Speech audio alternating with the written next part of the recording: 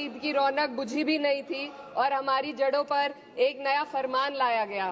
पहले उत्तर प्रदेश में मुसलमानों को नमाज पढ़ने पर रोक लगाई और फिर सौगात में ये बिल लाया गया। निसार में तेरी गलियों पे है वतन, जहां चली है रिवाजो गैर कि कोई ना सर उठाकर चल सके। मैं सभापति जी आपको ये बताना चाहती हूँ कि ईद के मौके पर एक विधवा महिला अपनी लड़की के साथ मेरे पास आई और उसने बताया कि वह एक वक्फ की प्रॉपर्टी में रहती है, वही उसके सर पर छत का काम भी करती है और उसकी रोजी रोटी भी वहीं से आती है। वो इस बिल को लेकर इतनी फिक्रमंद थी कि कहीं उससे वो उसकी संपत्ति ना छीन ली जाए।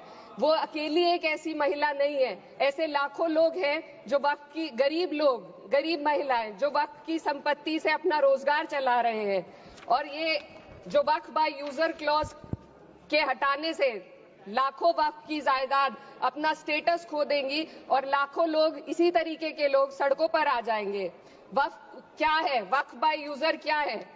इसका ये मतलब है कि कोई जायदाद अगर सालों से दीन और भलाई के कामों के लिए इस्तेमाल हो रही हो तो वो खुद ब खुद वक्फ मानी जाएगी। हिंदुस्तान की अदालतों ने भी इस बात को तस्लीम किया है। वक्फ बाय यूजर सिर्फ वक्फ बोर्ड को ही मिली कोई खास सौगात नहीं है, ये बल्कि सभी अन्य धार्मिक ट्रस्टों को परंपरा और यूज के आधार पर बिना किसी डॉक्यूमेंटेशन के धार्मिक चरित्र को डिक्लेयर करने का राइट मिला हुआ है। भारत के संविधान के आर्टिकल 13 क्लॉज 3 में कस्टम और यूसेज को कानूनी वैधानिकता प्रदान करता है। इसी आर्टिकल से वक्फ बाय यूजर भी निकला गया है। इस बिल के कानून बनने पर वक्फ बोर्ड तो इस प्रोविजन से हाथ धो बैठेगा, लेकिन अन्य धार्मिक ट्रस्टों को यह सुविधा जारी रहेगी। इससे भारतीय संविधान के आर्टिकल 14 और 15 का सीधा उल्लंघन है, जो धर्म और जाति के आधार पर भेदभाव और कानून के सामने सभी की बराबरी पर जोर देता है।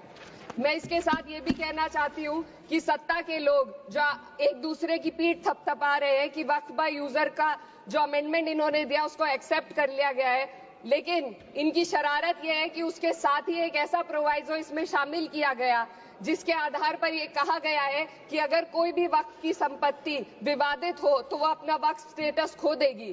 तो जो अमेंडमेंट इन्होंने दिया है, जिसको एक्सेप्ट कर लिया गया है, उसका कोई मतलब नहीं है। ये इनकी नीयत है जो साफ जाहिर हो रही है।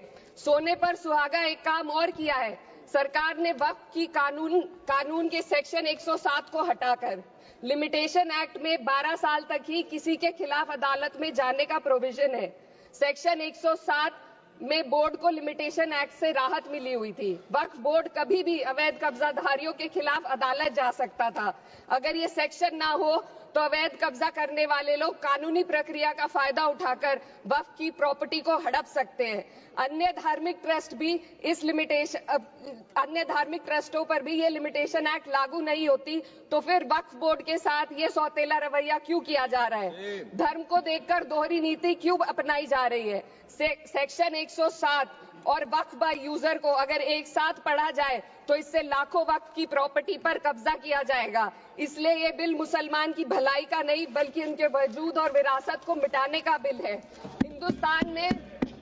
हिंदुस्तान में बहुत सारे धार्मिक ट्रस्ट हैं जिसमें उस खास मजहब के लोग शामिल होते हैं और उसका इंतजाम करते हैं। और ये बात समझ में आने वाली भी है, क्योंकि जो व्यक्ति अपने मजहब के रीति रिवाज को जितना अच्छे से समझ सकता है, किसी अन्य मजहब का व्यक्ति नहीं समझ सकता। आर्टिकल 26 क्लॉज 2 के तहत धार्मिक संप्रदाय को अपने मजहबी इदारों के एडमिनिस्ट्रेशन का हक देता है, लेकिन वक्फ बोर्ड के बारे में इसको उल्टा किया जा रहा है। Sir 2 minute sir please 2 minutes.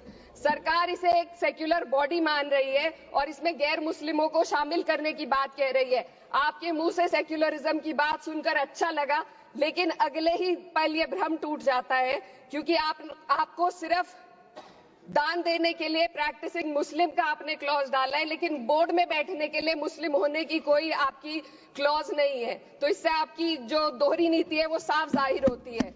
ये वही सरकार है जिसने राम जन्मभूमि ट्रस्ट में ये लिख दिया कि जिला अधिकारी भी अगर होगा तो हिंदू होना चाहिए। कोई मुझे बताए कि वहां पर सेक्युलरिज्म का रस क्यों नहीं घोला गया? सर आखिर में मैं अपनी बात को खत्म करने से पहले महिलाओं का मुद्दा बार बार उठाया जा रहा है। सरकार का कहना है कि बोर्ड में मुस्लिम महिलाओं को रिप्रेजेंटेशन देंगे।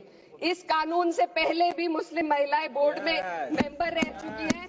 और मिनिमम 2 का प्रोविजन था, उससे ज्यादा भी हो सकती थी। सर, मैं ये कहना चाहती हूँ कि सरकार ने महिलाओं के लिए ऐसा कौन सा नया काम किया जिसका ढिंडोरा सरकार का हर सदस्य पीट रहा है।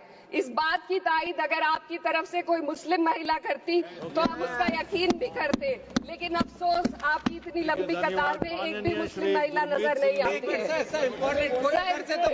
महिला नहीं है, एक महिला। सर, मैं खुद एक मुस्लिम महिला हूँ, मैं सिर्फ एक सर मैं माइनॉरिटी महिला हूँ। इस सदन में हम सिर्फ 2 महिलाएं हैं और उस नाते से मैं ये बात कहना चाहती हूँ कि इस बिल के माध्यम से मुस्लिम महिलाओं को कुछ नहीं मिल रहा है, ये हमें कुछ नहीं देना चाहते, सिर्फ टोकनिज्म हमारे नाम पर बनाकर एक नैरेटिव मीडिया में चलाना चाहते हैं। तो ये बिल मुसलमान की भलाई का नहीं, उनकी पहचान को मिटाने का है। सर, अंत में मैं बस यही कहना चाहती हूँ कि कागजों की कैद में बस नाम रह जाएंगे, वो जो हमारे थे सिर्फ दावे में रह जाएंगे। इस बिल के द्वारा मीठी ईद के जायके को कड़वा करना, यही असली सौगाते मोदी था। बहुत बहुत